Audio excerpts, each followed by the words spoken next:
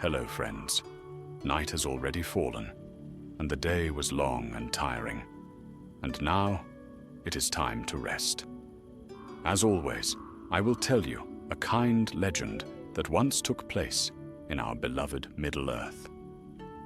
So, settle in comfortably, gently close your eyes, and let our journey begin.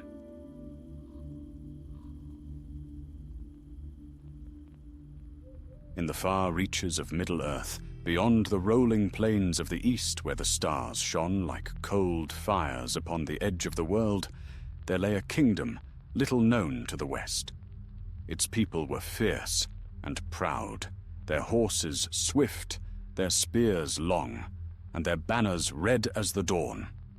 This was the realm of Rhûn, and upon its throne sat Curzag the Golden, so named for his armor that gleamed like beaten sunfire, and for the hoard of treasure he had gathered from a dozen conquered tribes. Curzag had been a great lord even in his youth. He had driven back the nomads of the Iron Hills, broken the armies of the south, and forged unity where before there had been only endless blood feud. His voice carried the command of destiny. His gaze could silence a council hall. Men said that his name alone could still a rebellion, and songs were sung that the sun itself shone brighter upon his banners. But though his power was vast, Curzag's heart was restless, for he was mortal, and in the mirror of his triumph he saw always the creeping hand of age. It was in those days that a traveler came to his hall. The night was cold, and the stars were veiled in thin cloud when the stranger entered through the gate of Urul-Zagar, Curzag's mountain fortress. The guards did not halt him, for his bearing was noble, and his eyes seemed to burn with a strange inner light. His garments were black and crimson, embroidered with strange runes that shimmered faintly even in the torchlight. Curzag, curious and proud, welcomed the traveler to his throne hall, where fires roared in the braziers and gold gleamed on every surface.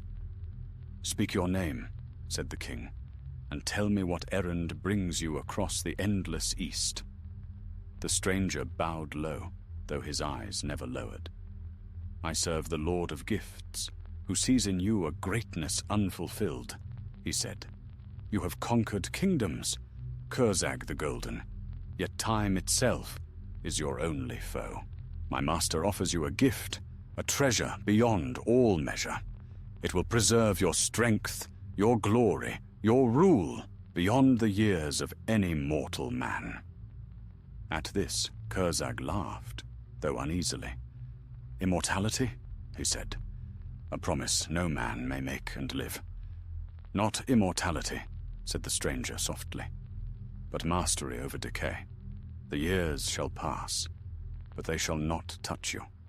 Neither iron nor age shall wither you. You shall be as you are, forever mighty, forever wise.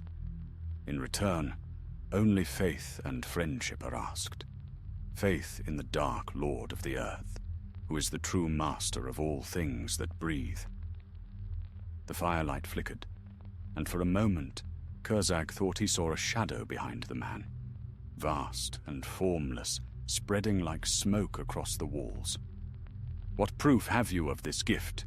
the king demanded. Then the stranger drew forth a small box wrought of black steel, bound with silver sigils. Within lay a ring of gold, deep and red in hue, as if it held the light of dying embers. Upon its band ran runes too fine to read. "9 such gifts are given to mortal kings," the stranger said. "You are among the first, for your power is great. Take it, and let your reign be without end." Curzag's courtiers trembled, for the ring glowed faintly in the dim light, as though it breathed. The king reached out, and for an instant the hall grew silent, as if all sound were swallowed by the darkness. His fingers closed upon the ring. It was cold, cold as the heart of a mountain, yet in his mind there came a whisper, like the beating of distant drums. The stranger smiled, his teeth white as bone. "The Lord of Gifts will remember your loyalty," he said. "Soon his friendship will bring prosperity to all your lands." Then he was gone. No one saw him leave, though the gates were still barred and guarded. That night, Curzag could not sleep. He sat alone in his chamber, staring at the ring. Its surface seemed alive, and within it flickered shapes like distant fires. When he placed it upon his hand, he felt a surge of strength. His heartbeat grew louder, his breath surer, and his eyes clearer than they had been in years. He rose, laughing, for the weight of age had fled him. In the days that followed, Curzag's people hailed a new dawn. The crops grew rich, the mines yielded bright ore, and no rival could stand before him. When he rode to war, arrows seemed to bend away from him. When he spoke, men obeyed without hesitation. None could explain it, but all saw that their king was no longer touched by the passing years. And yet, in the long watches of the night, Curzag heard faint voices whispering in the dark corners of his hall. His dreams were filled with fire and shadow, and sometimes he woke to find the air heavy, as though unseen eyes were watching. Still, he told himself, this was the price of greatness, for the ring had chosen him, and he would not let it go. Seasons turned in Run, yet for Curzag the Golden, time no longer seemed to flow. His beard, once streaked with silver, remained dark and full. His hands held the same steady strength as in his youth. To his people, this was a wonder, the mark of a king blessed by fate. But to those closest to his throne, the truth began to chill the heart. For though Curzag smiled as before, his laughter carried a hollow echo, and his eyes gleamed like the edge of a blade in moonlight. His captains avoided his gaze, and the servants whispered that he no longer slept as other men did. At night, they would see light beneath the door of his hall, and hear his footsteps pacing long after the fires had burned low. He began to speak less of men and lands, and more of shadows, of power unseen. He spoke of the Lord of Gifts, whom he named a friend and teacher. Yet none knew this Lord's true name, nor from what dark land his messengers came. In the 5th year after the gift was given, a strange blight came upon the borderlands. The grass blackened, the streams grew foul and bitter. No rain fell, yet the air hung heavy with storm. The tribes that had once knelt to Curzag began to murmur that the king had drawn upon the favor of dark powers, and the gods had turned away. But Curzag silenced them. His army marched east and south, crushing rebellion before it could take breath.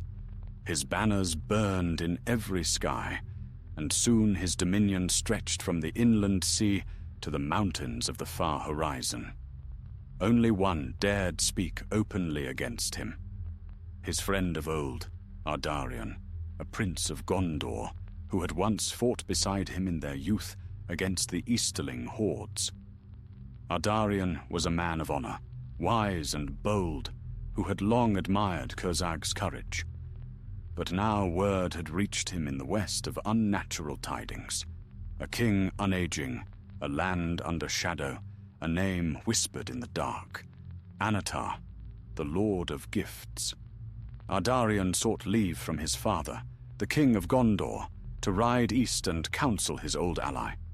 If this shadow grows, he said, it will not stop at the borders of Rhûn. The darkness that begins there will one day cross the Anduin. And though many urged him not to go, for the east was perilous and filled with strange sorcery, Ardarian would not be swayed. So he gathered a small company of loyal men and rode into the dawn, leaving behind the white towers of Minas Anor. For many weeks they journeyed through barren lands and half-forgotten ruins, where even the birds flew silent. When at last they reached the plains before Urul-Zagar, Curzag's mountain stronghold, They found the sky dim, though the sun was high. The fortress rose like a shadowed crown, its gates bound with blackened iron, its banners dark as coal. No music sounded within, nor any voice of mirth. The guards at the gate bore the emblem of a red serpent coiled around a circle of gold. They bowed to Ardarian's token of peace, yet their eyes were strange, dull and cold, as though sleep had left them forever. Within the hall, Ardarian found his friend seated upon his throne. Curzag's form was still proud and tall, yet his face seemed carved from pale stone. The light of the torches did not reflect in his eyes, but vanished within them. "Old friend," Ardarian said, "it has been long since we fought side by side beneath the same sun. The tales of your deeds reach even the White City. Yet I fear that the power you wield is not your own. You have bound yourself to a master who seeks dominion, not friendship." Curzag smiled, though it was a cold thing, bereft of warmth. "You speak of what you do not know. My master is generous. Through him, I have conquered death itself. The men of the West think themselves wise, yet their towers will crumble with the years. I shall endure. There are powers in Middle-earth that no man should serve," said Ardarian sternly. "The elves name your lord Sauron, and their wisdom is not lightly cast aside." At that name, Curzag's expression changed. The smile faded, and a strange fear passed across his face, not of Ardarian, but of something unseen. Then pride hardened his features again. "You should not have come here," he said. "You bring doubt to my halls, and doubt is poison. Go back to your shining city, and tell your king that Curzag of Rhûn bows to none." But Ardarian did not move. "You are already bowed," he said softly. "Look to your hand, old friend. Tell me, when last did you take off that ring?" Curzag's hand trembled. For a heartbeat, he seemed a man again, weary and haunted. "It gives me strength," he whispered. "It takes it from you," said Ardarian. "Cast it away before all is lost." For a long moment, silence filled the hall. The wind moaned outside like a voice of mourning. Then Curzag rose, his cloak falling about him like the wings of a dark bird. "Go," he said, "before my mercy fails." So Ardarian turned and left, his heart heavy with sorrow. As he passed through the gates, he looked back once, and saw Curzag upon the high balcony, standing unmoving as stone, staring westward with eyes that no longer saw the light.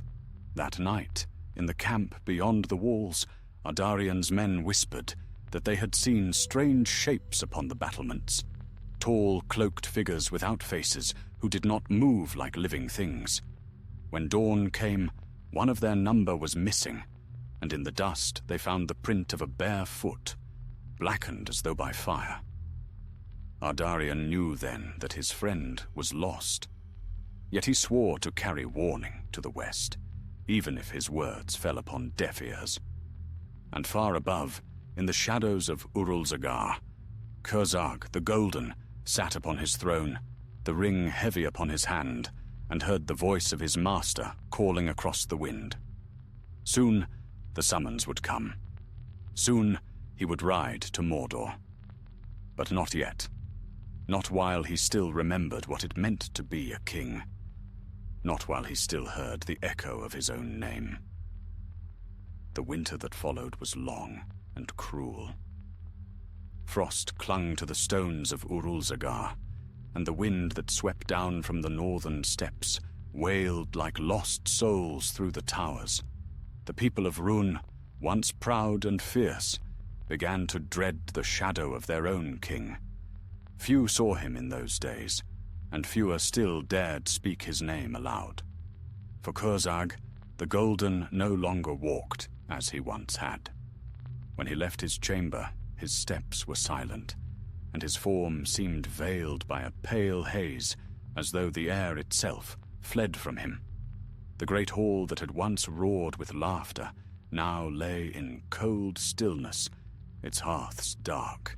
Even the hounds that had slept by his throne whined and crept away when he passed. The ring upon his hand was ever colder now.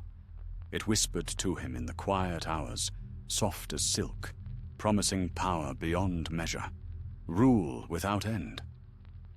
Yet beneath its honeyed voice, there was something else, a faint echo, distant and cruel, like the tolling of a bell deep beneath the earth. When sleep took him, it brought no rest. He dreamt of fire, of a dark land hemmed in by mountains, and of a great eye watching, endless and unblinking. In that gaze he felt both terror and devotion, as a servant feels toward a master he cannot defy. One night, Khorzag stood upon the battlements and looked eastward, where the stars were dim behind a faint red glow. He thought of Ardarian, of the words his old friend had spoken, and for a moment his heart wavered. He tried to pull the ring from his hand, but it clung as though fused to his flesh. Pain shot through his arm, and the air shimmered with a faint whisper, like laughter far away. He fell to his knees, trembling. The choice had been made. There was no turning back. That same night, a herald came riding out of the dark, a black horse foaming from the long road. The rider was cloaked in grey, his face unseen, but his voice carried the weight of command. "The Lord calls," he said. "The 9 must gather in Mordor." Khorzag's captains quailed at the sound, but their king rose without word, his face pale as moonlight. "Make ready," he said. "We ride." For 3 days his host assembled. The banners of Rhûn, once bright with red and gold, now hung dull and motionless, as though no wind dared touch them. Khorzag donned his armor of gilt and steel, but where it once blazed with reflected sunlight, it now shone dully, like a relic buried long in the earth. Upon his brow he placed his crown, though it seemed a hollow thing beside the ring that bound him. On the dawn of the 4th day, the gates of Urulzagar opened, and Khorzag rode forth at the head of his host. No horn sounded, no song was sung. Behind him, his captains followed in silence, for their hearts were heavy with dread. The road to Mordor wound through desolate lands. Plains turned to ash, rivers that ran thick with silt. The sun dimmed, and the air grew heavy with the scent of smoke. In the distance rose the mountains of shadow, their jagged peaks wreathed in storm.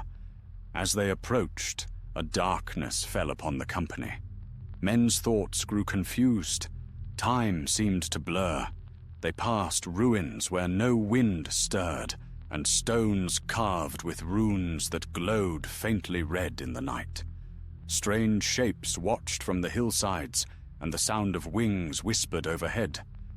At last they came to the Black Land, and the dread gates of Barad-dûr loomed before them, vast and silent, forged from iron and shadow. The ground trembled beneath the hooves of their horses. "None may enter here unbidden," said Khorzag's captain, his voice trembling. But even as he spoke, the gates opened soundlessly, as if welcoming them. They rode through the shadowed passage into a great court of stone. The air was still, and the sky above was a dull red, though no sun shone. At the far end stood a figure robed in black, tall and terrible, his helm wrought like a crown of iron. His eyes were fire, yet no warmth came from them, only the consuming heat of the forge. Khorzag dismounted and knelt. His heart, though proud, could not stand against that gaze. The figure spoke. His voice was deep, cold, and filled with power. "You have done well, King of Rhûn.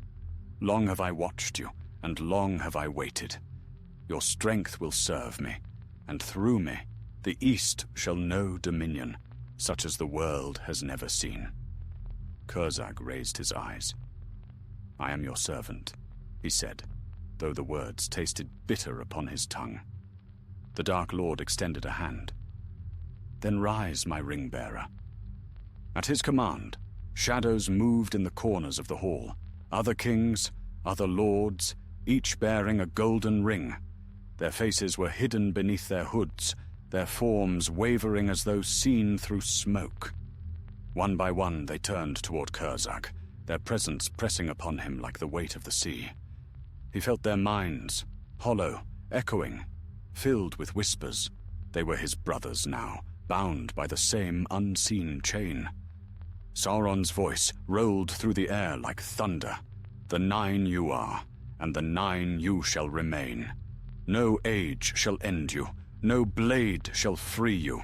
Your crowns are dust, your names forgotten, but your will is mine." Then he stretched forth his hand, and the air turned black. The rings upon their fingers burned like molten gold. Curzag cried out, but the sound was swallowed by the void. His sight dimmed, his flesh turned to shadow, his heart ceased to beat. When the darkness lifted, 9 figures stood before the throne, pale and tall, their forms barely mortal. The last breath of Curzag the Golden faded from the world, and in his place stood a wraith, crowned in shadow, bound forever to the will of Sauron. The Dark Lord smiled. "Go now, my servants. The West sleeps in ignorance, but soon it shall awaken to fear your coming." And so the 9 rode forth from Mordor, their cloaks fluttering like black banners in the wind. No mortal eyes saw them pass, yet the beasts of the field fled, and the stars dimmed as they rode. Among them, the foremost turned once toward the east, toward the land that had once been his. A faint memory stirred within him, the golden crown, the laughter of men, the sunlight on steel. For a heartbeat, he remembered his name, but the wind carried it away, and there remained only the whisper of the ring. Thus was born the second of the 9, Curzag, the Wraith King, servant of the One, older than any crown that man could bear. Long years passed, though to the Nazgûl time no longer held meaning. They served their master in the deep shadows of Mordor, obeying the will that ruled them utterly.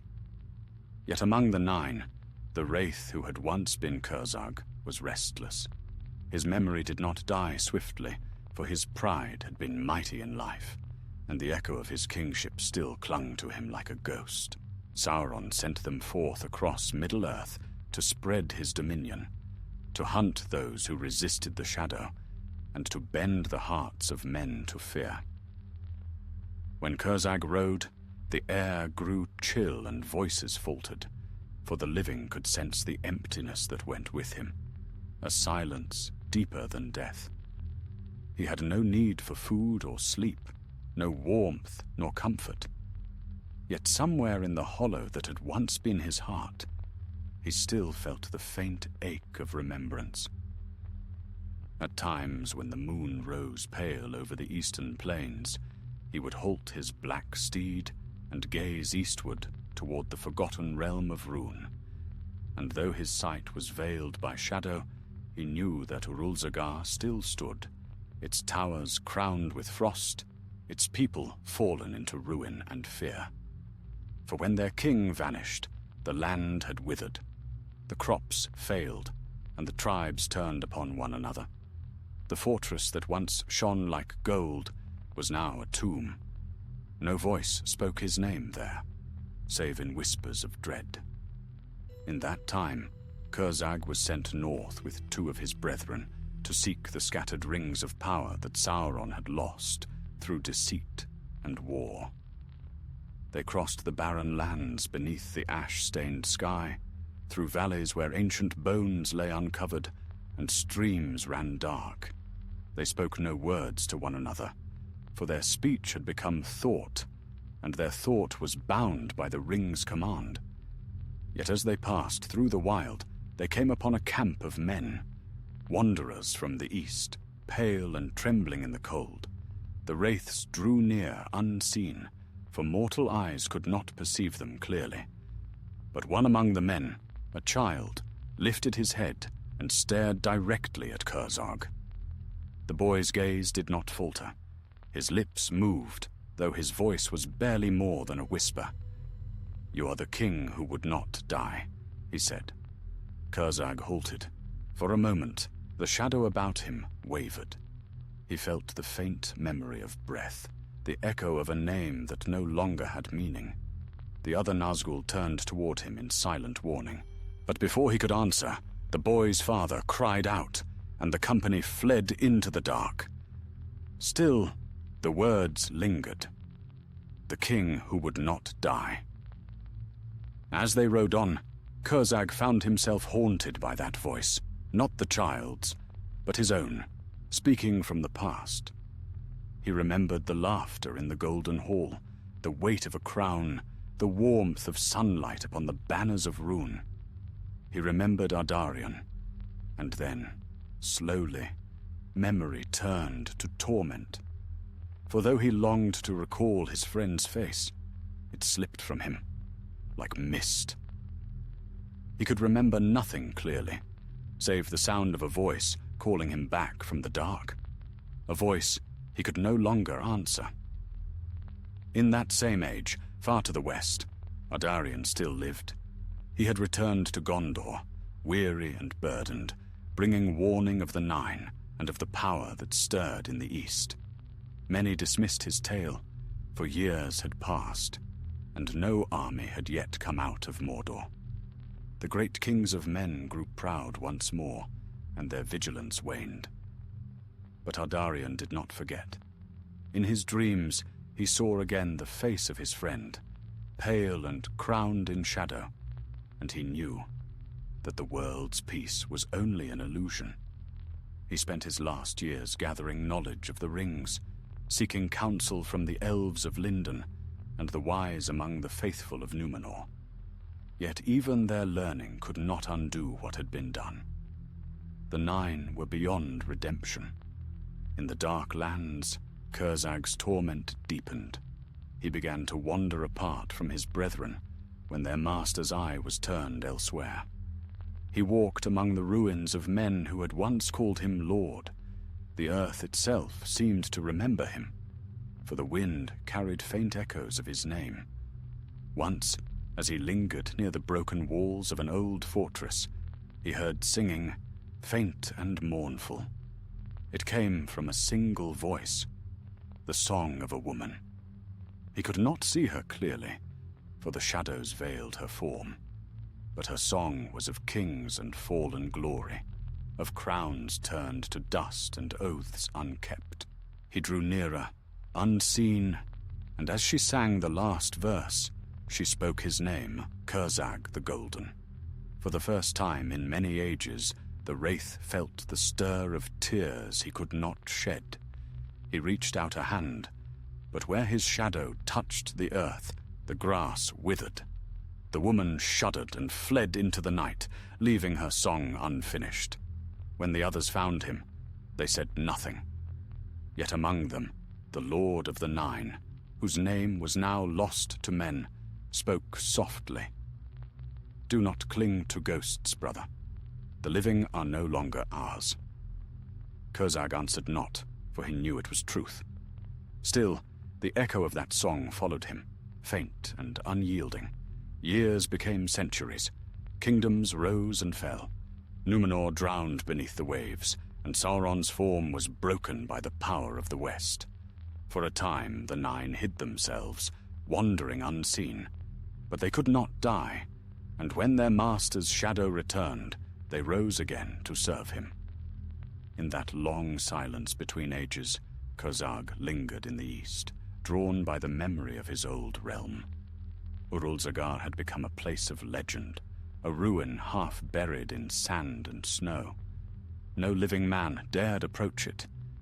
Yet he stood upon its shattered gate and looked upon the empty hall where once he had ruled.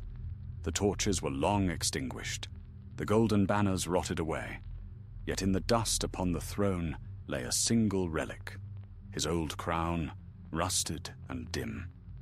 Curzag bent, though his shadow never touched the metal. For an instant, he saw not the ruin, but the glory that had been. The banners, the feasts, the laughter. He saw himself as he once was, proud, fierce, alive. Then the vision faded, and there remained only a whisper of wind through stone. He turned away. Behind him, the crown crumbled to dust. And so the wraith who had once been Curzag the Golden departed at last from his kingdom, older than its throne, older than any crown of men. The road led him westward, toward the mountains where darkness gathered once more, for his master had risen again, and the world would soon remember the Nine. In the years after Sauron's return, the Nine rode often through the lands of men, bearing tidings of terror before the armies of the Dark Lord. Kingdoms that had once stood proud beneath the stars now trembled at the mere whisper of their coming. Yet though the world called them one and alike, each wraith bore the memory of the man he had once been, faint and broken, yet unforgotten. And among them, the wraith once named Curzag still carried within his shadow a flicker of pride that had not yet wholly died. When Sauron's spirit took form again in Mordor, and his strength grew once more, the Dark Lord commanded the Nine to search for the scattered rings of power and for the heirs of those who opposed him. The world of men had grown divided and weak, and Sauron sought to rule through fear before his armies marched. To this purpose, the Nazgûl went forth, unseen but ever felt, veiled in shadow and dread. Curzag was sent east of the Sea of Núrnen, beyond the plain of Gorgoroth, where the desert stretched into endless silence. There he gathered the lost tribes of the east, men who remembered dimly the old glories of Rhûn and still spoke of a king who could not die. They called him the Pale Rider, and though they dared not behold his face, they followed him. Under his will, they built new strongholds and trained armies in secret, pledging their fealty to a power they could not name. And so once more, Curzag was a king, not of gold and banners, but of shadow and fear. His voice was a whisper that filled their dreams, guiding them to war, binding them to Sauron's cause. Yet within that hollow rule, there was no triumph. He could feel only the emptiness where his heart had been, the faint ache of something lost beyond recall. It was then, as his servants toiled and his dark host grew, that a messenger came from the west, a mortal, half dead from travel, bearing no banner, no name. He was a scholar from Gondor, sent east by a council of the wise to learn the truth of the Nine. But when his path crossed the realm of the Wraith King, he was seized and brought before the shadowed throne. Curzag appeared to him as a shape in the dark, vast and half-seen. The mortal fell to his knees, trembling. Yet even as he quailed, he looked up. For something within him, some deep courage of men, compelled him to speak. "I seek the one they call Curzag the Golden," he said, his voice thin with fear. "Once a friend of Ardarian, Prince of Gondor. Tell me, Dark One, does aught remain of him within you?" At that name, the air grew colder. The torches guttered and died, and the vast shape above the mortal stirred. A sound came, like a sigh of wind through ancient tombs. Ardarian. The voice was faint, broken, as if drawn from the depths of memory. That name is dust. Yet the wraith did not strike, for though the mortal's words had dared the unthinkable, some shadow of remembrance stirred within Curzag. He remembered the man who had once stood before his throne, speaking of friendship and mercy, warning of the darkness that would come. He remembered laughter in a sunlit court, the clasp of hands before battle, and for the first time in centuries he hesitated. The mortal, emboldened, drew forth a small relic, a pendant of silver bearing the mark of Gondor. "This belonged to Ardarion," he said. "He kept it till his death, and his last words spoke of you. He said, 'There was good in him once. Remember him.'" The shadow bent low.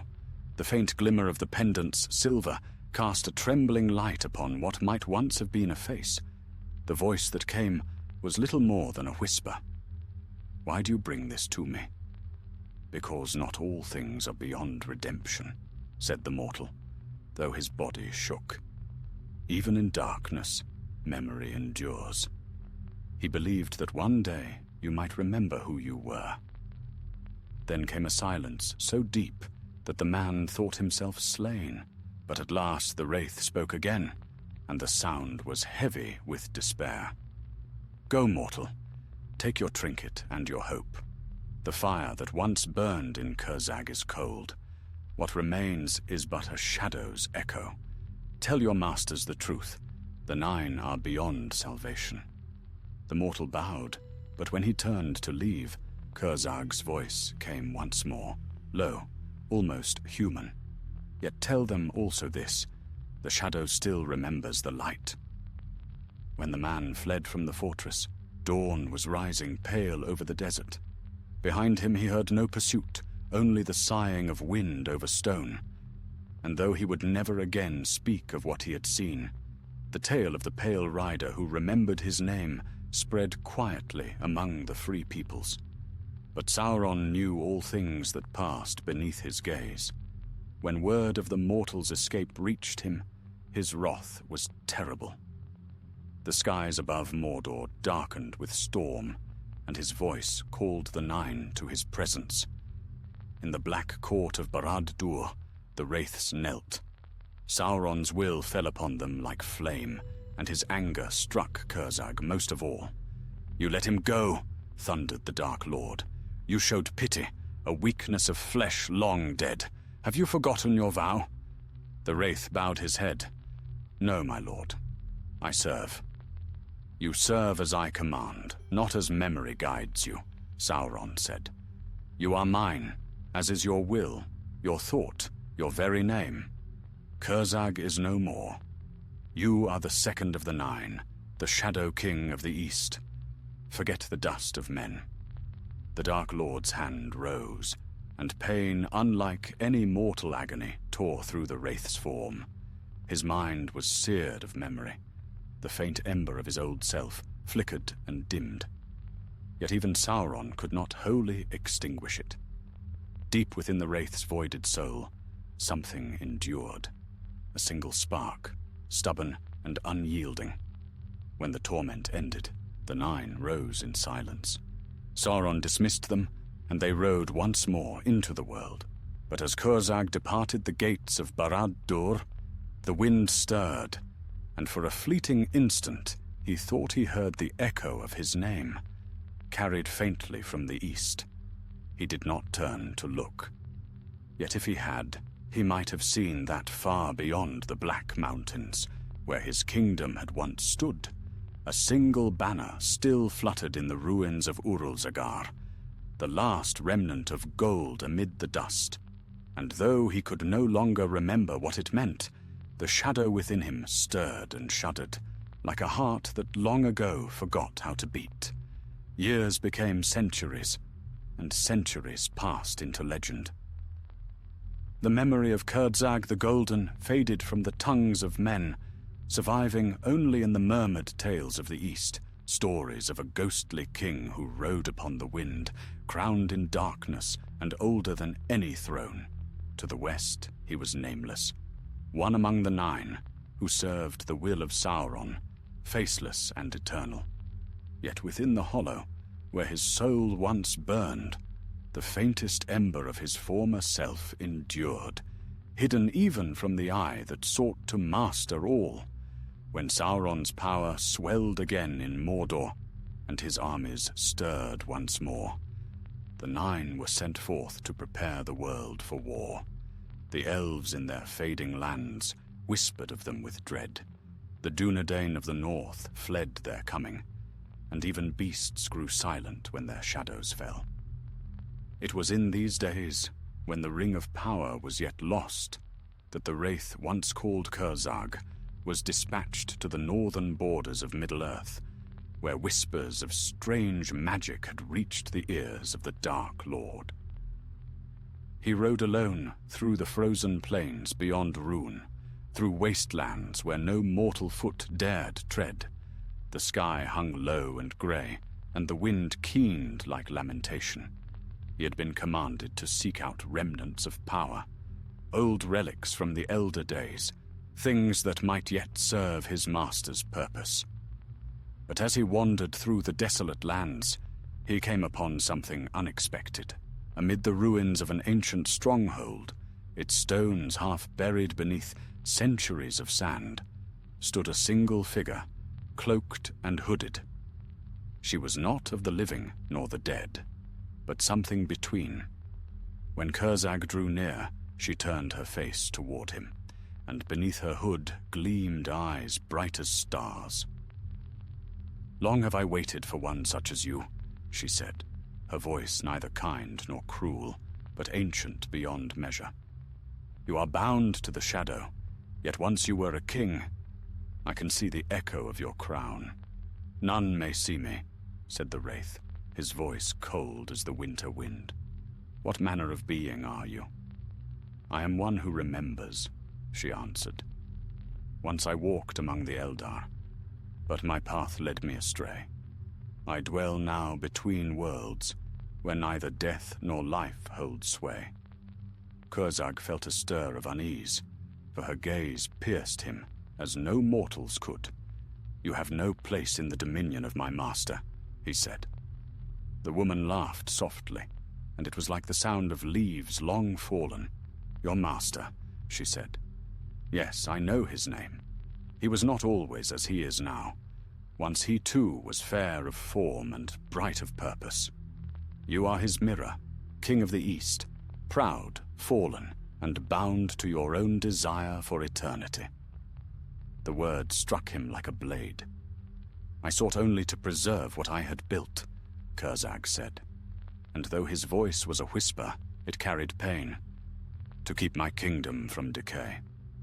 "And so you gave it to death everlasting," said she. "Do you not see? All that you sought to save, you destroyed.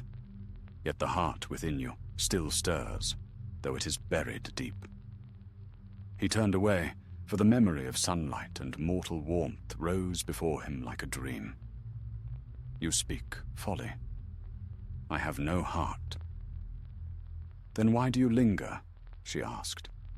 "Why do you walk alone when the others obey without thought? There is still a shadow of will within you, a thing your master cannot fully claim." Her words filled the still air, and for a moment, even the wind was silent. Curzag stood unmoving, torn between darkness and the echo of the man he had been. "You would tempt me to defy him?" "I would remind you," she said gently. "The chains that bind you are forged by your own hand. You cannot break them, but you may yet remember why you took them up." Before he could answer, a voice like thunder rolled across the plain. It was Sauron's will, summoning his servants, and the air trembled with the weight of his command. The woman's form began to fade like mist beneath the sun. "Go," she said softly. "Your master calls. But know this, Curzag the Golden, the light you once bore cannot be wholly quenched. When the world's final shadow falls, that light may yet be remembered."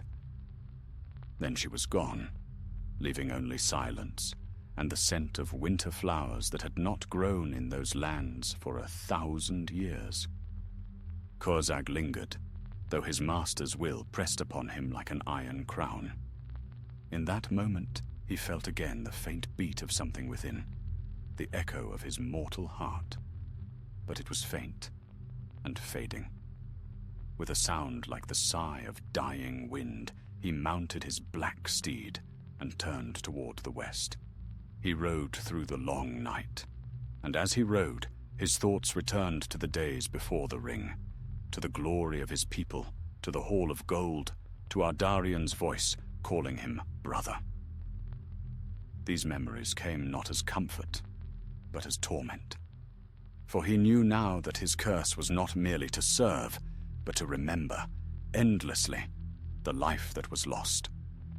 When he reached Mordor, the dark tower loomed before him, its fires gleaming in the sky. The other Nazgûl awaited, gathered beneath the shadow of Barad-dûr. They did not speak, but in their presence, Curzag felt the hollow echo of their minds. Each bound, each enslaved, each stripped of all but the faintest fragments of what they had once been. Sauron's voice filled the air, cold and vast. The time draws near. The one is not found, but its scent stirs upon the wind. Go forth. Seek it. Let the world remember the fear of the Nine. And so the wraiths mounted their steeds and rode forth from Mordor once more, their cloaks streaming like black wings, their cries echoing across the plains. They passed through the dead marshes, over the mountains, into the lands of men. Among them, the Shadow King of the East rode silent, his gaze fixed upon the distant horizon. He knew not what drove him, whether it was the will of Sauron or the faint pulse of something older. Yet somewhere within the empty hollows of his spirit, the words of the nameless woman lingered. The light you once bore cannot be wholly quenched. He did not understand them then, but he carried them still, as he had once carried a sword, a crown, and a name. And though the darkness thickened about him, a whisper still moved beneath the ring's command. Faint as breath, fragile as dawn. Curzag, the name that would not die. The long years of shadow deepened, and the world bent beneath the growing power of Mordor. From the black heart of Barad-dûr, the Dark Lord's will stretched like smoke across the lands of men, and the Nine rode unceasing, harbingers of fear. They crossed the plains of Gorgoroth, the marshes of the dead, and the empty wastes of the north. Their names were forgotten, their faces lost, yet their presence was a wound upon the earth. Among them rode Curzag, the second of the Nine, silent and grim. Though the power of the ring bound his will to that of his master, his spirit was not wholly extinguished. In the deep places of his mind, a faint ember still glowed, too small for rebellion, yet too bright for complete surrender. It was this ember that set him apart, though none but he could feel it. When Sauron's command reached him, it came not in words but in thought. Seek the one. The ring of power has stirred upon the wind. And so Curzag rode west, across leagues of barren land. His horse was black as night, its eyes red as coals, and no mortal sound marked its passing. He crossed through Ithilion's silent woods, through the ruins of Osgiliath, where stars reflected on broken stone, and into the realm of Gondor, the very land of his old ally, long fallen to dust. He knew these lands. Though centuries had passed, his memory had not died. Every valley, every river, whispered of a world he had once walked in sunlight. When he crossed the Anduin, the wind carried with it a scent that struck something deep within him. The fragrance of the white tree, faint though it was. It stirred a memory so vivid that he halted upon the road. For a moment, the shadow seemed to thin around him. He remembered Ardarian, the prince who had once stood before his throne and called him brother. He remembered the laughter of the west, the gleam of armor in the dawn, the banners streaming white and gold. And for a heartbeat, Curzag the Golden breathed again. But the memory faded swiftly, devoured by the ring's cold power. He turned away, his purpose renewed, to find the One, and through it restore his master's dominion. Through many dark nights he hunted, following whispers carried by the wind, rumors of a golden ring seen in the hands of thieves, of a power stirring in the north. He came to the lands of the Dunedain, where few men dwelt, and shadows clung to the hills. The air was keen with the scent of pine and frost. It was there, in the wild, that he felt it, a faint pulse, distant but unmistakable. The One had passed this way. He descended into the valley of the loud water, where the river sang among the stones. The sound burned his ears, for the waters were touched by elven grace. He halted upon the far bank, and beheld a light in the distance, a glimmer of stars, though it was not night. Elven craft, woven into the world itself, forbade his crossing. Rage flared in him, a cold fury like iron drawn against stone. But beneath that fury, another feeling stirred. Envy, for he could sense the peace that lay within that light, a purity beyond the reach of shadow. He remembered a time when he, too, had known such peace. The memory cut him like a blade. "Come forth, shadow of the east," a voice called across the water. It was clear and bright, filled with the power of the firstborn. "You have no place in this valley. Turn back, for here your master's will cannot follow." Curzag's form wavered, his cloak rippling as if in a storm. "I serve none but the One," he said, though the words trembled. "You cannot bar me from what I seek." "The One Ring is lost to you," the voice replied, "and even should you find it, you would not master it. It would unmake you." At this, Curzag laughed, a sound like the wind through tombs. "You speak of things you do not understand, Elf Lord. I was a king before your fathers were born. I took my fate by my own hand." "Then you are thrice cursed," the voice said, "for the hand that grasped the ring grasped its own ruin." The light upon the far bank grew brighter, and Curzag felt the searing touch of it upon his shadow. He drew back, unable to endure the radiance. The elven power pressed against him like the weight of dawn. With a cry of fury and pain, he turned his horse and fled into the darkness of the wild. For many days he wandered, sleepless, haunted by the sound of that voice and the memory of the light. The words of the elf echoed in his mind, "Thrice cursed." And in that phrase he heard truth. He had cursed his land by his pride, cursed his soul by his bargain, and cursed his name by serving a master he both feared and despised. As the long years passed, Curzag's deeds were written in the secret chronicles of men. They spoke of the wraith who hunted in silence, who brought ruin to the east and terror to the west, whose blade carried a chill deeper than death. Few knew his name, but all felt his passing. Yet in the still hours, when even the wind lay quiet, he would sometimes pause upon the road and lift his unseen face to the stars. Their cold beauty stirred something deep within him, something that neither Sauron's will nor the ring's power could wholly erase. For in that silent gaze he saw again the endless sky of his youth, the firelight of his hall, and the gleam of gold upon a crown he would never wear again.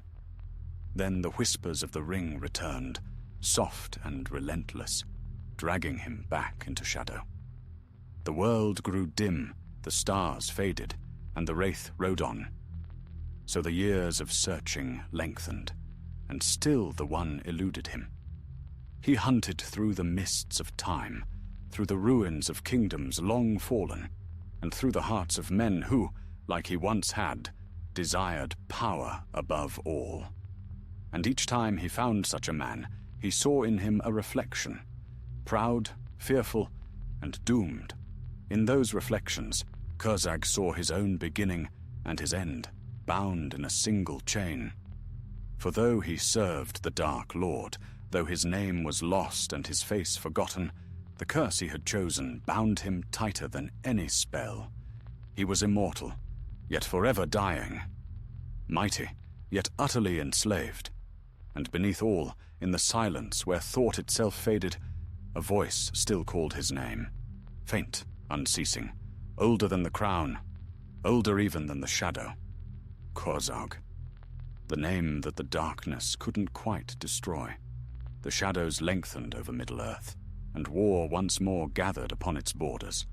In the black tower of Barad-dûr, the fires of industry burned without ceasing, for the Dark Lord had risen again to his full power. From his forges came weapons for 10,000 hosts, and from the east, the legions of men who served him assembled beneath banners of crimson and sable. Yet before the march of any mortal army came the dread of the Nine, the unseen heralds of conquest. Corzag rode among them, the second of Sauron's captains, but he did not speak. His thoughts were drowned in a silence older than memory. When he looked upon his brethren, he saw only hollowness, for each had been stripped of will, their spirits burned away by ages of servitude. Their eyes, if eyes they still possessed, were empty wells, reflecting only their master's will. Yet sometimes, in the still hours between commands, Corzag thought he could hear faint murmurs among them, like the rustling of dead leaves, echoes of names long forgotten, of voices that once sang in mortal tongues. It was during these dark years that the call went forth. The One Ring had been found. Its power stirred the earth and troubled even the air, like thunder before a storm. From the Black Gate, Sauron sent forth his servants, and Corzag was among the first to answer. The Nine rode north beneath a moonless sky, swift as the flight of ravens, and the hearts of men failed wherever they passed. Through Ithilion's overgrown paths they came, over the Anduin's dark flood, and into the North Kingdom that had long lain in ruin.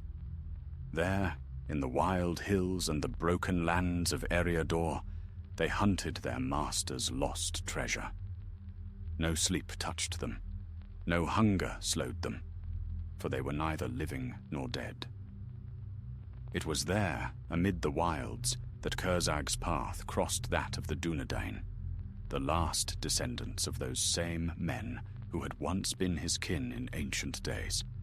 They moved like shadows among the trees, tall and grim, guarding the north from the creeping hand of the enemy. To them, the Nazgûl were a terror beyond name, and many fled before their coming. But one did not flee. Upon a ridge beneath the fading stars, Corzag found himself confronted by a tall figure cloaked in grey. A sword gleamed faintly in the man's hand, and the light of distant fire shone in his eyes. "Halt, servant of the dark," said the man, his voice steady, though the air trembled with dread. "You trespass upon lands still watched by the heirs of Isildur." Corzag's voice came cold as iron. "The blood of Isildur is a dying flame. It cannot hinder the will of Sauron." "Then let us test that will," said the man, and he raised his blade. It shone with a pale light, and for the first time in long centuries, Corzag felt the touch of true peril. Their battle was swift and terrible. Steel rang against unseen armor, and the ground shuddered beneath their feet. The man fought with the skill of kings, his blade cutting through the veil of shadow. When he spoke words of power taught in the secret halls of the wise, Corzag staggered, for those words called upon the memory of light. At last, the wraith's sword was struck aside, and he fell to one knee. The man stood over him, his blade poised for the final blow. "Who are you?" Corzag hissed. "What name do you bear to stand unafraid before me?" "I am Aragorn, son of Arathorn," said the man. "And though the crown of Gondor lies yet unclaimed, I am its heir. Begone, shadow, return to the darkness whence you came." For a heartbeat, The sound of that name pierced the ages. Gondor. Crown. The words struck through the veil of Curzag's enslavement like sunlight through a storm. He saw again the white towers by the sea, the face of his old friend Ardarian, and the hall of gold that once had been his own. He gave a cry that was neither rage nor pain, but something deeper, the cry of a man remembering too much. The shadows about him writhed, and for a moment the wraith's form flickered. Beneath the black cloak, the faint shape of a man could be seen. Tall, dark-haired, with eyes once proud, but now filled with sorrow. Aragorn hesitated, struck by what he beheld. "What are you?" he said softly. Curzag's voice trembled, and through the cold whisper there came a trace of the man he had been. "Once, I was as you are, a king, a brother, a fool." Then the ring's will surged through him like a flood, crushing the memory beneath its weight. The shadows gathered again, and Curzag rose to his full height. "You cannot kill me," he said, his tone turning to iron once more. "No mortal blade can end what the Dark Lord has bound." Aragorn's sword gleamed with white fire. "Then I shall not kill you," he said, "but I will drive you back." He spoke again the words of power, and the wraith gave a cry of wrath and pain. The wind howled, and a darkness deeper than night swept across the ridge.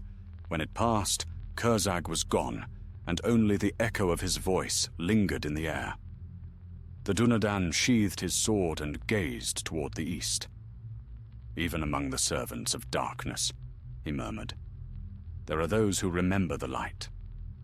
Far away, the wraith fled into the wild, his strength waning. The ring's power held him still, yet beneath it his soul trembled. He could not forget the man's words, nor the sight of the white fire. Gondor's heir still lived, and within that bloodline lay both the doom of Sauron and the fate of the Nine. Curzag wandered for many nights, unable to find rest. He hid from his brethren, fearing their master's wrath, for he had faltered in his purpose. The whispers of the ring tormented him, urging him to obedience. Yet deep within his hollow being, something defied them still. He came at last to the ruins of an ancient watchtower upon a lonely hill. There he stood as the dawn rose, pale light breaking across the land. For the first time in countless years, he faced the sunrise. Its warmth did not touch him, yet in that moment he imagined he could feel it. The heat of morning upon a mortal face, the scent of new grass, the song of waking birds. It lasted but a heartbeat before the pain returned, burning through him like fire upon frost. The light of day was poison to his form, and he drew his cloak about him, retreating into the cool shade.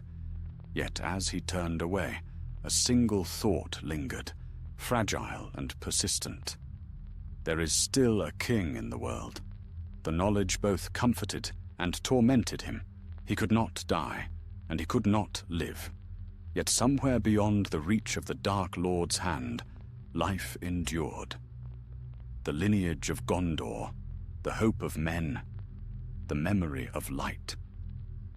So Curzag the Wraith King vanished once more into the gathering storm, neither servant nor free, haunted by the echo of his own forgotten name.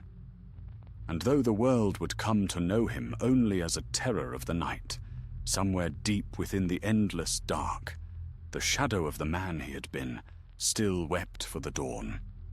The world of men trembled. War had returned in full, and the black banners of Mordor spread across the plains of Gorgoroth like wings of death. The Nine rode at the head of the armies, and none could stand before them. They were dread itself made flesh, their cries the herald of despair. Wherever they passed, courage withered, and hope faltered.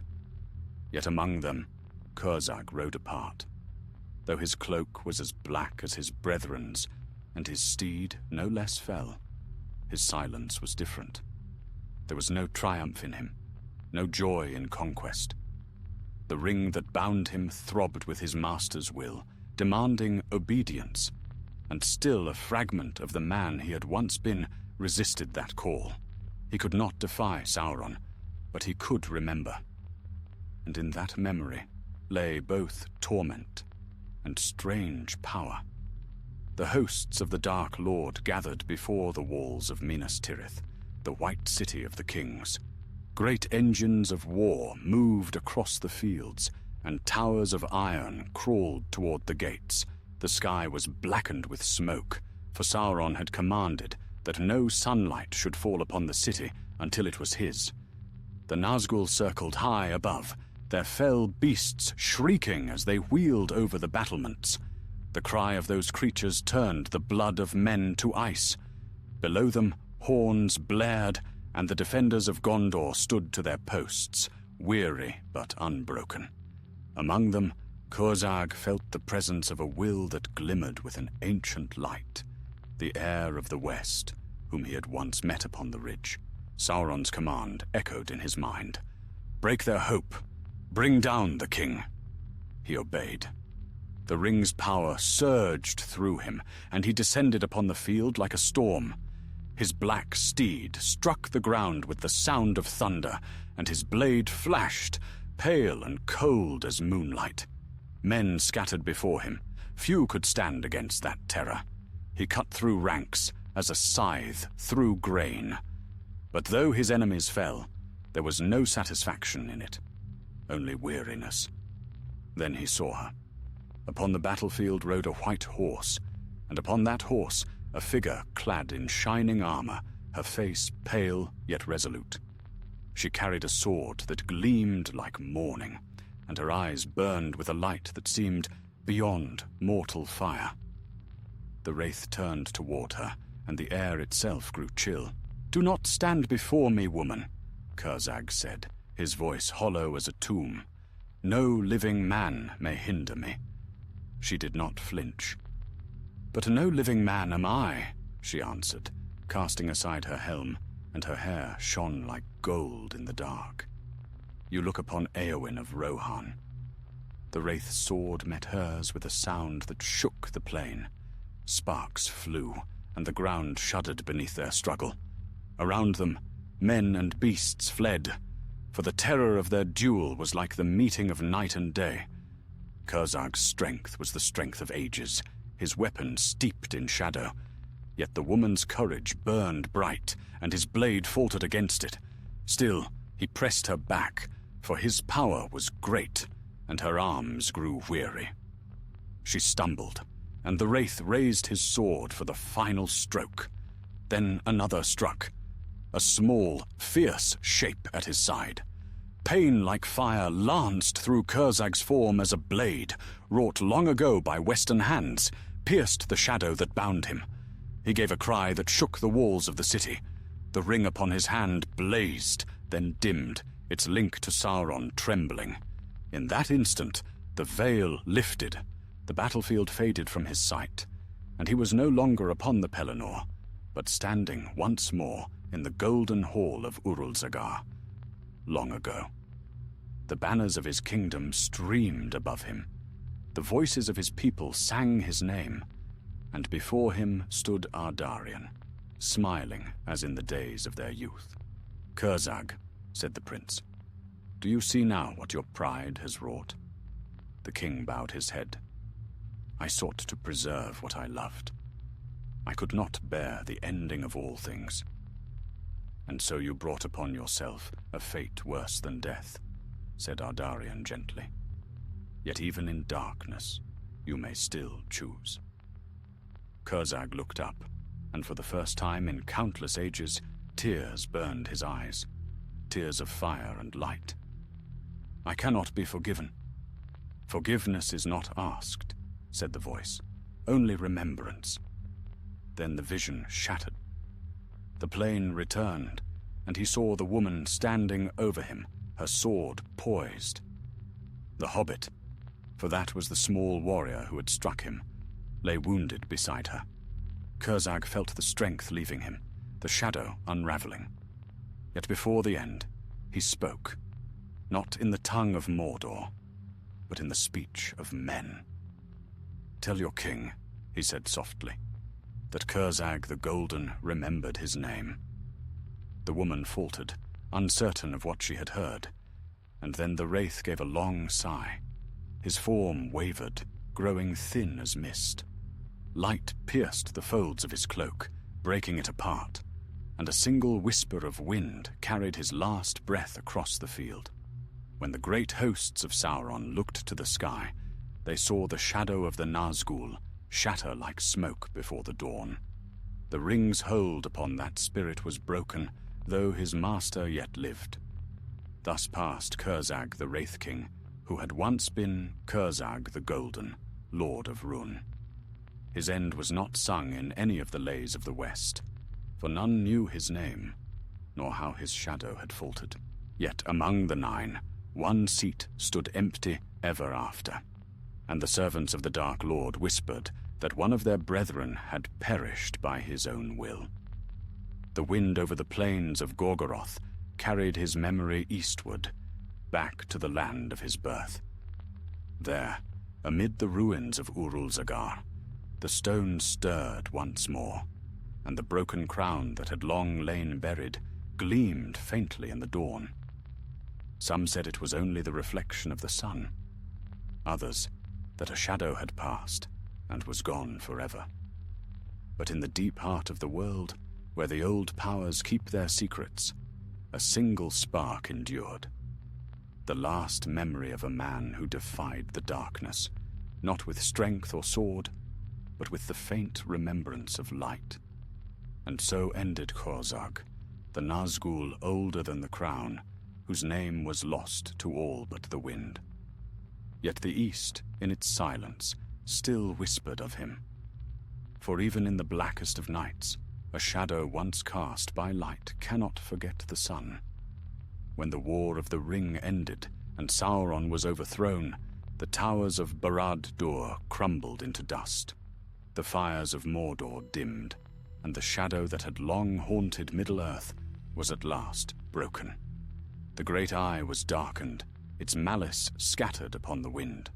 The nine, whose wills had been bound to it, were swept away with their master's fall. One by one they were unmade, their forms dissolving into the void. Yet not all faded in the same manner.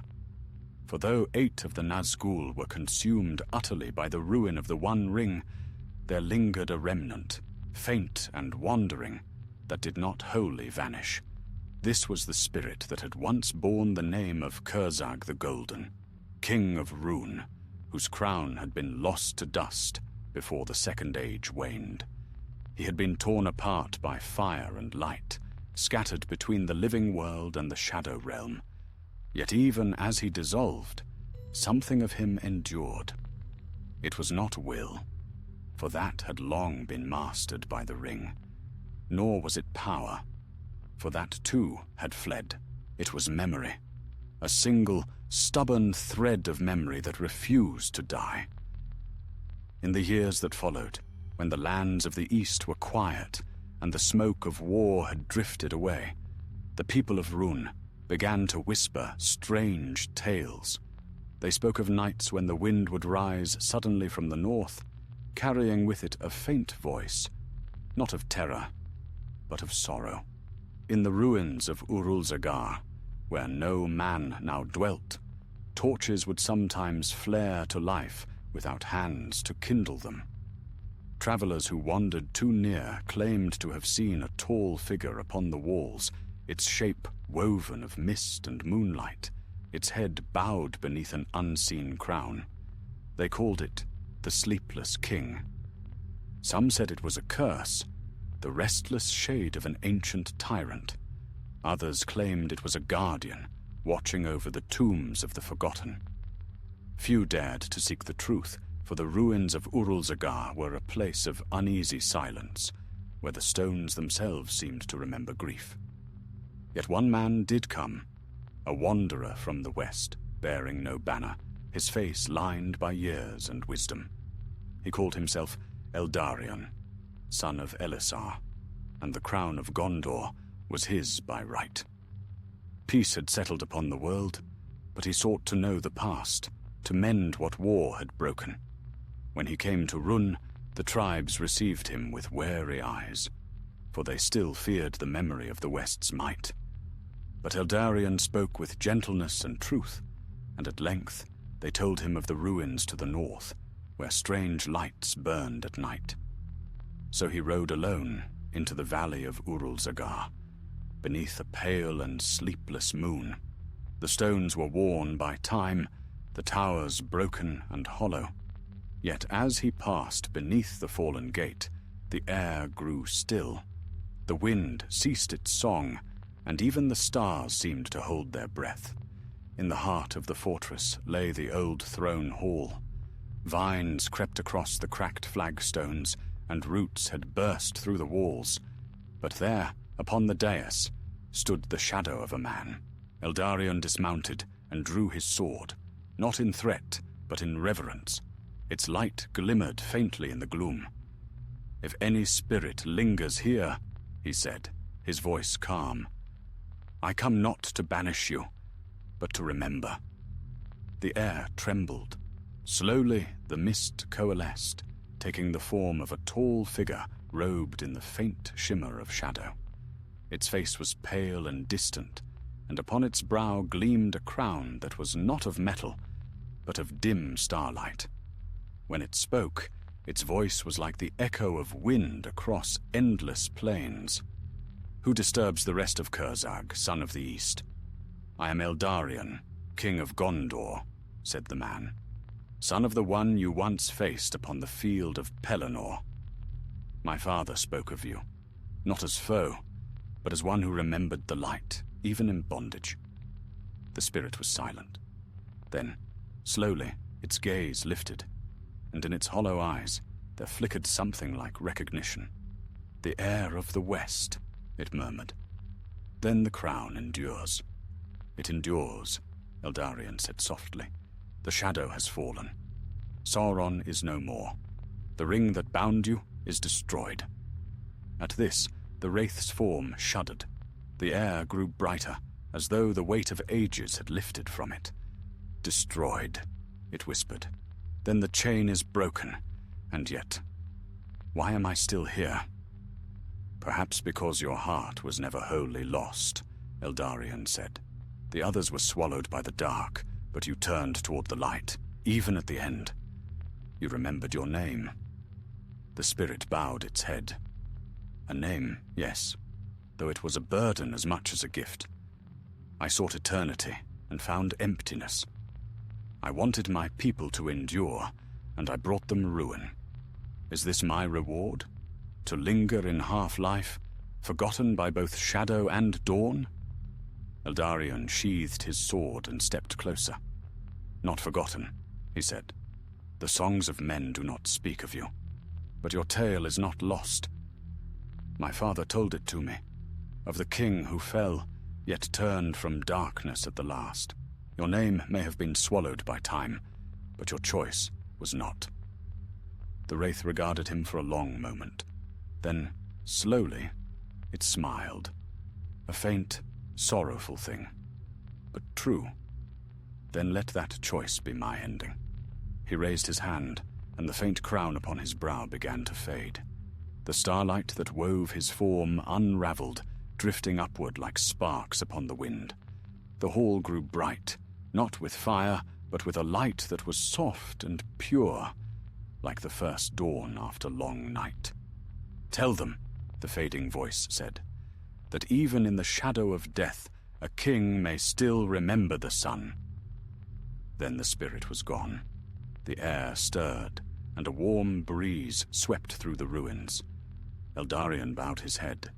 When he looked up, the hall was empty, save for a single object upon the dais, a circlet of beaten gold, tarnished but whole, half buried in dust. He took it up and gazed upon it in silence. Then he set it upon the broken throne. "Rest, King of the East," he said. "Your crown is yours again." When Eldarion rode forth from the valley, the dawn was breaking over Rhûn. Light touched the old stones, and for the first time in many ages, the fortress of Urulzagar shone with the gold of morning. Those who came after told that the ruins were never again haunted, and the wind that once whispered sorrow now sang of peace. The tale of the sleepless king became a legend of mercy, of a man who had walked in shadow, but turned, at the last, toward the light. And so the memory of Kurzag, the Nazgûl, older than the crown, passed into the keeping of the West and East alike, no longer a curse, but a warning, that pride may bind a man in chains stronger than death, yet even the darkest heart can still remember the dawn. Long years passed after the fall of Sauron, and the world changed beneath the slow turning of the sun. The dominion of men spread across the lands once ruled by shadow. The white banners of Gondor flew unchallenged from the towers of the west, and peace, hard won and dearly bought, reigned over Middle-earth. The great powers of old, the elves, the dwarves, the Istari, had faded or departed, and the songs of the elder days became no more than legend in the ears of mortal folk. Yet in the east, beyond the Sea of Rhûn, where few from the west had ever walked, the wind still carried whispers of the ancient world. The lands there were harsh and vast, and though the shadow had been broken, it had not wholly vanished. Men still spoke around their fires of the sleepless king, whose name the earth itself remembered, and of the ruined fortress where his spirit had once lingered. In the 4th century of the Fourth Age, a host of wanderers from Gondor and Dale set forth into those far lands, seeking trade, knowledge, and perhaps new dominions. At their head rode Malkar, a man of Númenórean descent, proud and curious beyond the patience of wisdom. He had read the chronicles of the kings and had heard the story of Eldarian's journey east, and it was said that in his youth he swore to find the place where the last of the Nazgûl had fallen. "Peace has made us soft," he would say to his companions. "The shadow is gone, but the world is wide, and not all its mysteries lie in the west." So they crossed the Anduin and the plains beyond, through deserts of red dust and forests dark as twilight, until at last they came to the forgotten valleys of Rhûn. There, amid the hills, they found what they sought: the bones of an ancient city, overgrown and silent, the stones worn smooth by the passing of centuries. It was Urulzagar, though none there could name it. The towers had long since fallen, and only the hollow of the throne hall remained, filled with weeds and the scent of earth. Yet when Malkar stood within its walls, he felt a chill that the sunlight couldn't banish. "This was the seat of a king," he said, his voice hushed, "and kings leave marks that time cannot erase." That night they made camp within the ruins. The wind blew softly through the hollow arches, and the stars wheeled silently above. Malkar sat alone upon the dais, where once the throne had stood, turning over in his hand a small circlet of gold that his men had found buried in the dust. It was plain, unadorned, yet heavy with a strange gravity. As he studied it, a faint light seemed to stir within the metal. No flame, but the memory of one, like embers long buried. He frowned, and for the first time in many years, unease touched his heart. One of his captains approached. "My lord, the men are uneasy. They say the air here is thick with ghosts." Malkar smiled faintly. "Ghosts are for those who fear the past. We are living men." Even as he spoke, the wind shifted. A faint voice echoed through the ruined hall, low, sorrowful, and clear as distant water. The men froze where they stood. Malkar rose, his hand tightening upon the circlet. "Who speaks?" No answer came, only the whisper of air through stone. But as he turned, he saw, faint and wavering, the shape of a man standing upon the edge of the dais. tall, cloaked in grey, his face veiled by shadow, and upon his brow shone a faint crown of light.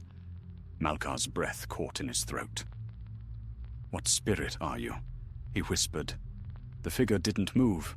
When it spoke, its voice was deep and filled with sorrow. The spirit of a king who sought to master time and was mastered by it. The men fell to their knees, but Malkar stood fast, though his heart pounded. "Then you are the Nazgûl, the one who lingered here when all others were undone." "I was he," the spirit said, "and more. I was Kurzag the Golden, who ruled these lands in the Second Age. I was the servant of the Shadow and its prisoner. But that bondage is ended. Why do you disturb my rest?" Malkar swallowed. "For knowledge," he said. "I seek to learn what was forgotten. The West speaks only of your fall, never of your name. I would know how a king of men became such as you." The wraith regarded him in silence for a long moment. Then he said, "Because I feared the ending of things. I desired that my name, my realm, my power should not fade. The Lord of Gifts came to me, offering eternity, and I took it. Yet eternity without light is but another word for death." Malkar's voice trembled. "But you turned against him, did you not? You broke his chain." The faint light upon the wraith's brow flickered, like a candle in the wind. "I did not break it," he said softly. "It broke itself when the one fell. And though my soul was scattered, a part of me remained, not through power, but through memory. It is memory that endures when all else passes." The men listened in silence, awe and fear upon their faces. At last, the spirit turned his gaze upon Malkar. "You come seeking knowledge, but take heed, son of Gondor. The thirst that drove me to ruin stirs in you also. You would conquer time through remembrance, and so be conquered by it. Leave these stones to their sleep." Malkar bowed his head, though pride warred within him. "Will you then fade at last, King of the East?" The spirit smiled faintly. "When the last man forgets my name, perhaps. But until then, I shall keep watch. Not as a curse, but as a guardian, to remind the living what becomes of those who hunger for forever." The light of the wraith dimmed, and the hall grew still once more. When the dawn came, no trace of the apparition remained. Only the circlet of gold lay where Malkar had dropped it, gleaming in the morning light. He left it there, and his company departed from Urulzagar, never to return. But in the years that followed, songs arose among the people of Rhûn. Songs not of fear, but of reverence. They sang of the King of Twilight, who had fallen into shadow but found the path to dawn, whose spirit guarded the eastern lands from darkness yet unseen. And so the tale of Kurzag lived on, not as a legend of terror, but as a memory of warning, that even kings must one day bow to time, and that to cling to the past is to invite the shadow's embrace. But when the wind blew over the plains of Rhûn, carrying the scent of the far-off sea, the old would murmur to the young, "Listen, that is the sound of the sleepless king keeping watch." And though the world grew older, and the memory of the ring faded into myth, the echo of that watchful wind never ceased. Many years later, when the Fourth Age had waned, and the years of men had begun to blur like waves upon a quiet shore, the world forgot much of what once had been. Gondor's white walls still gleamed, and the crowns of its kings were many. But the songs that had once filled the West grew thin and wandering. The age of wonder had passed, and the tongues of men now spoke more of commerce and kingdom than of mystery or remembrance. Yet far to the east, in the wide lands beyond the sea of Rhûn, the wind still sang of older things. There the ruins of Urulzagar stood silent among the wild grasses, its stones weathered smooth by the patience of centuries. The sun rose red upon its broken towers, and when night fell, the stars looked down through the open arches like the eyes of 1,000 memories. Few came to those ruins now, but one winter, a scholar from Gondor named Tirion, keeper of the king's law house, journeyed east with a company of riders and scribes. The White City had grown weary of its own history, and Tirion, who loved the old tales more than the courts of men, had long dreamed of seeing the lands once ruled by the Eastern kings. He had heard the whispers of the sleepless king, half myth, half memory, and he sought the truth, not for glory, but for understanding. They rode for many weeks, through forests of frost and across rivers frozen like glass. Their way was lonely, and their guide, a weathered man of Rune, spoke little. When at last they came within sight of Urulzagar, the guide halted his horse and refused to go further. "None of my people cross that valley," he said. "It is a place of silence. The wind there remembers." Tirion looked upon the ruins. In the distance, he could see the outline of fallen walls and the faint glimmer of ice where once a golden hall had stood. "Then let the wind remember," he said. "I would hear what it has to tell." So he went on alone, taking with him only a lantern and his staff. The sun had set by the time he reached the gate. The air was still, and every sound, even his own breath, seemed swallowed by the vast hush of the place. The moon hung low, casting long shadows across the stones. In the center of the hall lay the dais where the throne had once stood.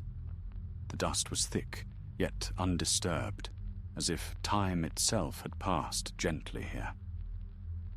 Tirion set down his lantern, and the light flickered against the walls, revealing carvings faint but noble, scenes of kingship and war, of men who had walked with pride and fire. He knelt, tracing the lines with his hand, and whispered softly, "Curzag the Golden, if you linger here, show me what remains." The lantern's flame fluttered, and for a moment all light vanished. Then a pale radiance filled the hall, cold and steady, like starlight reflected on water.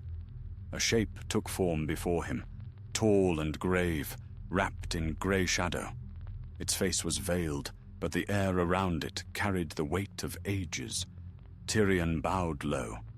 "Great King," he said, "I am Tirion of Gondor, keeper of histories. I seek the truth of your tale, that men may remember rightly." The shadow's voice was soft, and yet it seemed to echo from the depths of the world.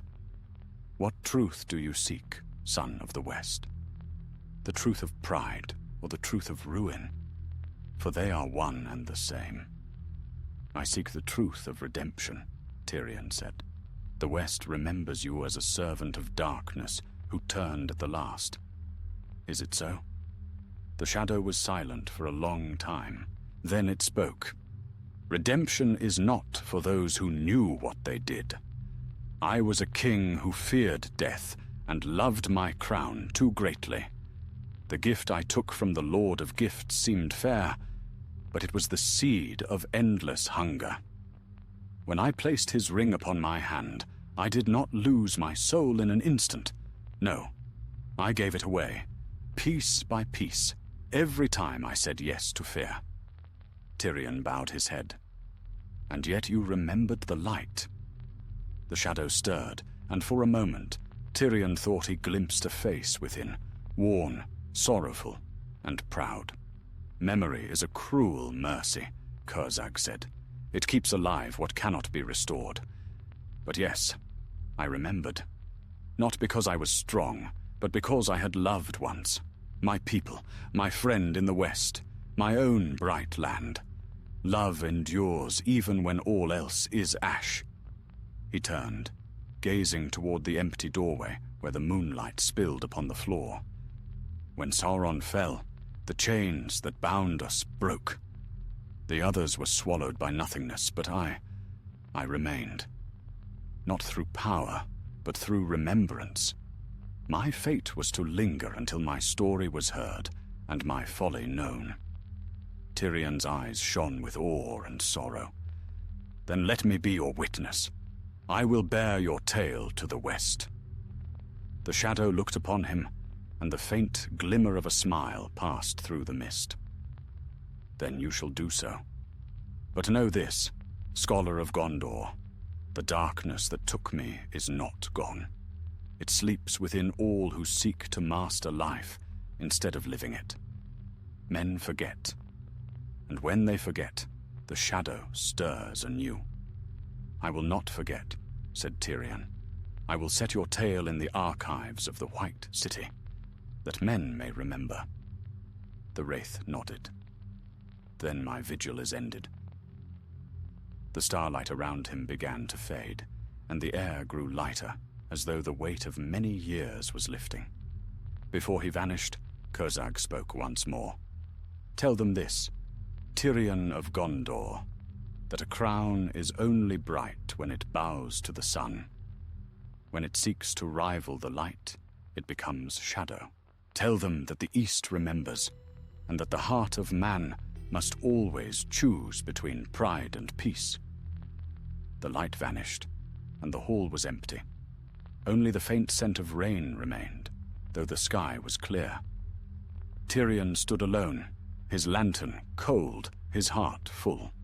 He felt no fear, only a solemn quiet, the peace that comes after a long sorrow.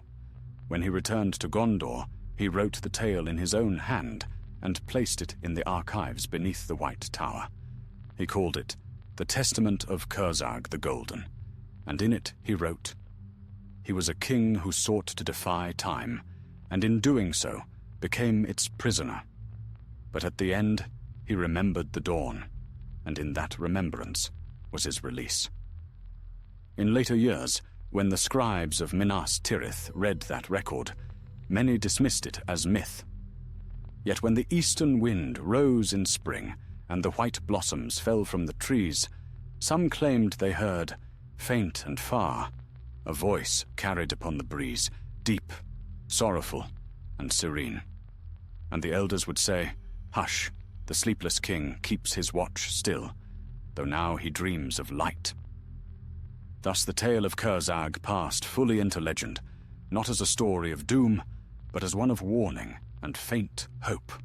For though the world of men had moved beyond the shadow of the ring, its memory lingered, reminding all who would listen that even darkness can yield to dawn, and that no crown, however bright, outlasts the rising of the sun. Ages passed, and the world changed beyond the knowing of those who once had dwelt in it. The kingdoms of men rose and fell like waves upon the shore. Their banners faded, their towers crumbled, and their songs turned to dust. The memory of the elder days dwindled into legend, and legend into dream. The West forgot its roots, and the East wandered in silence, keeping only fragments of the old world's echo. Yet in the far lands beyond the Sea of Rune, where time seemed slower and the stars shone larger in the heavens, the ruins of Urulzagar endured still. The plains around it had grown wild again. Forests reclaimed what fire and war had long ago consumed. The stones of the ancient fortress were half buried beneath moss and vine, but the heart of it, the old hall of Curzag, remained unfallen, as though some unseen will guarded its ruin. In those days, the East was home to many tribes and tongues, few of which knew aught of Gondor or of the White Tree. They spoke of the Golden King as a spirit of the wind, a watcher of the eastern stars. To some, he was a protector who warded their herds and crops from blight. To others, a restless soul to whom they offered songs in winter, that he might keep the frost from their doors. Few believed he had ever been mortal. Among those tribes was a woman named Sareth, daughter of shepherds, born beneath a red sunrise. She was young and brave, with eyes bright as river water and a voice clear as a bell. She loved to wander the hills and sing to the sky, for her grandmother had taught her that songs were heard by the spirits of old. But Sareth's heart was troubled, for the land had begun to change. Strange sickness crept through the flocks, and the nights grew long and heavy with silence. One evening, as the sun sank behind the mountains, Sareth's village gathered for the Feast of Remembrance, when each family lit fires in honor of the ancestors. The people sang to the wind and poured wine upon the earth, calling on their forefathers to protect them. When her turn came, Sareth lifted her voice and sang an ancient melody, one her grandmother had said was older than any tribe. It was a song of loss and hope, of kings and crowns long vanished, of light hidden within shadow. As the final note faded, a strange stillness fell upon the valley. The fire nearest to her flickered blue, and a soft wind stirred, carrying with it a voice, faint, sorrowful, and yet kind. "Sareth, child of the East," it whispered, "you sing the song of my people." Fear held her silent for a moment, then wonder overcame it. "Who speaks?" she asked, her voice trembling. "Are you one of the spirits?" The air shimmered before her, and out of the dark stepped a figure cloaked in grey. His form seemed woven from mist and moonlight, tall and regal, though his face was hidden. Upon his brow glimmered the faint outline of a crown, not made by mortal hands. "I am the memory of Curzag," said the shade, "the king who once was, and the shadow who still remains." The villagers cried out and fled, for none among them could bear the sight of the dead. But Sareth stood fast. "My people name you the Sleepless King," she said. "They say you wander the winds.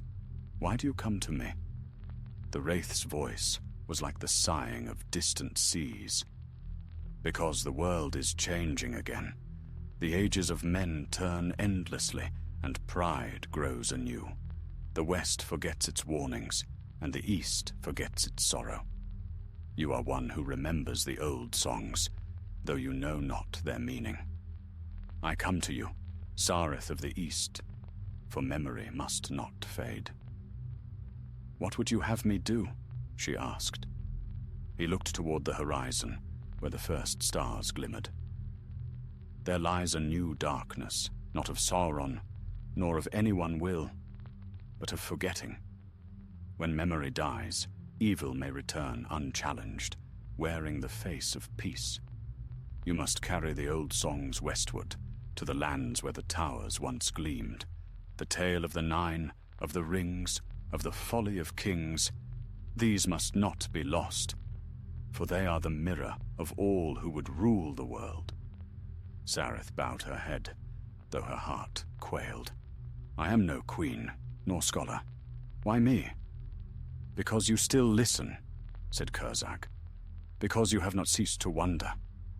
The wind rose around them, scattering the ashes of the fires. The wraith's form began to fade like mist at dawn.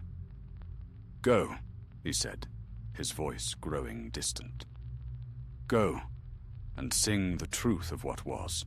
Tell them that Curzag the Golden was not lost to darkness, but found at last the light of remembrance. Tell them that even the cursed may choose peace." Then he was gone. The valley was silent once more, and only the sound of the wind remained. When morning came, the villagers found Sareth kneeling before the dead fire, her face pale but her eyes bright. They begged her to leave the place be, for they feared the old spirit, but she refused. "The Sleepless King spoke to me," she said. "He has not cursed us, but blessed us with memory. I will carry his tale to the west." And so she left her home, taking only her harp and a bundle of food. She journeyed westward, through lands long forgotten, through the rolling steppes, and over the grey mountains, where once the kingdoms of the dwarves had shone. Wherever she went, she sang of Curzag, the king who defied death, who walked the Shadow's road, and who found, in the end, the dawn. The people of the West, who had long forgotten such tales, listened in wonder. In the courts of Gondor, the scholars debated her story, and some scoffed, calling it fancy spun from old fears. But others, those whose hearts still stirred at the sound of ancient names, believed. The song spread among the folk of Minas Tirith, and before long, children in the White City sang of the King of the East, who turned from darkness. Zareth grew old in the West, but her songs did not fade. Before her death, she said to her pupils, "When the wind rises from the east and the stars burn low, listen closely, for there walks still the spirit of Curzag, who keeps watch until the world remembers what it once forgot." And so, though the ruins of Urul-Zagar were swallowed at last by time, the story endured. Not carved in stone, nor bound in parchment, but carried in song, from lips to heart, from heart to wind. For the sleepless king had kept his word. He guarded not lands or treasure, but the memory of all that had been, of pride undone, of light regained, and of the truth that even shadows, when they remember the sun, may find rest at last. In the waning centuries of the Fourth Age, when the world had grown quieter, and the tongues of men no longer spoke of the Valar, there came a time of uneasy calm. The realms of the West had prospered, their fields rich, their cities bright, yet their hearts had grown weary of tales and of wonder. The days of kings and heroes lay behind them, and they looked to reason and craft rather than to memory. The white tree still bloomed in Minas Tirith, but fewer came to stand beneath its branches in reverence. And yet, far to the east, the wind still whispered old names. The deserts of Rhûn stretched endless under a waning sun, and in the forgotten valley where the ruins of Urul-Zagar slept beneath their cloak of green, the air held a stillness that no age could break. The stones had settled deep into the earth, their edges softened by moss, their carvings worn smooth by rain and time. But the valley was never wholly empty. Birds would not nest there, nor beasts linger too long. Yet travelers who passed nearby said they sometimes felt a gentle presence, neither cold nor cruel, but solemn, as though the ground itself remembered. It was in that age that a small company came out of Gondor, following the road eastward that few still travelled. They were scholars and map-makers, young men and women sent by the High Steward to chart the forgotten lands. At their head rode a woman named Elarin, a keeper of the Law House, and great-granddaughter to Tyrion, who had once spoken with the shade of Curzag. She had inherited his love of lost things, and his belief that stories were the soul of the world. For many months they journeyed, crossing plains that shimmered beneath the heat and rivers that had no names in their books. The stars seemed larger there, the nights deeper, and when at last they came upon the ruins of Urul-Zagar, the company halted in awe. The sun was setting, casting long bars of gold through the remnants of the old gates. The air was thick with silence, and the very stones seemed to glow faintly in the dying light. Elarin dismounted and walked ahead, her boots stirring the dust of forgotten centuries. "This is it," she murmured. "The Hall of the East, the throne of the sleepless king." Her companions followed her within, their lanterns pale against the lingering sunlight. The great hall had crumbled, but its bones remained. Pillars like broken giants, walls veined with the roots of ancient trees. The air was cool, and the faint sound of wind moved through the cracks like a sigh. They made camp within the hall, and that night, as her fellows slept, Ilarin remained awake beside the last of the fire. In her hands, she held a small book bound in worn leather. The testament of Curzag the Golden, written by her forebear generations ago. She read it by the flickering light, tracing each line with care. When the last page was turned, she looked out into the dark and whispered, "If the sleepless king still keeps watch, let him know his story is remembered." The fire guttered low, and the air shifted. A faint gleam touched the far wall, not from the moon, which was veiled by cloud, but from something within the ruin itself. Ilarin rose, her heart quickening, and stepped toward it. The light grew stronger, soft and steady, filling the hall with a glow like starlight on snow. Out of that light a figure formed, tall, robed in grey and gold, the faint outline of a crown upon his brow. His face was fair, though sorrow rested upon it like shadow upon water. "Daughter of Gondor," said the spirit, his voice deep and calm, "you bear the words of my memory." Ilarin bowed low. "Then it is true. You are Curzag, once king of the East." The wraith inclined his head. "What remains of him? Yes, long have I wandered in silence, bound not by curse, but by remembrance.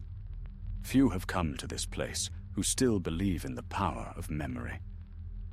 "I believe," she said softly. "My ancestor spoke with you once. His words have been kept in our halls, though many no longer heed them. I came to honor that promise, to keep the light of remembrance alive." For a moment, the wraith said nothing. Then a smile, faint but true, touched his lips. "So the West has not forgotten all? Tell me, child of Tirion, do the men of Gondor still speak of pride and folly, of the rings and their makers?" "Some do," she answered, "but most see them as fables. They call the Age of the Shadow a myth, fit only for poets and dreamers." "Then the world sleeps," Curzag said, "and sleep may be the kinder fate. Yet know this, every age carries its own darkness. It does not vanish, it merely changes its shape. In your time, it will not wear the face of kings nor of rings, but of forgetting. Beware that shadow above all others." Ilarin bowed her head. "Then your watch is not ended." The spirit's form shimmered, and his gaze grew distant. "My watch is ended when remembrance ends, not before. The East still dreams, and dreams are strong things.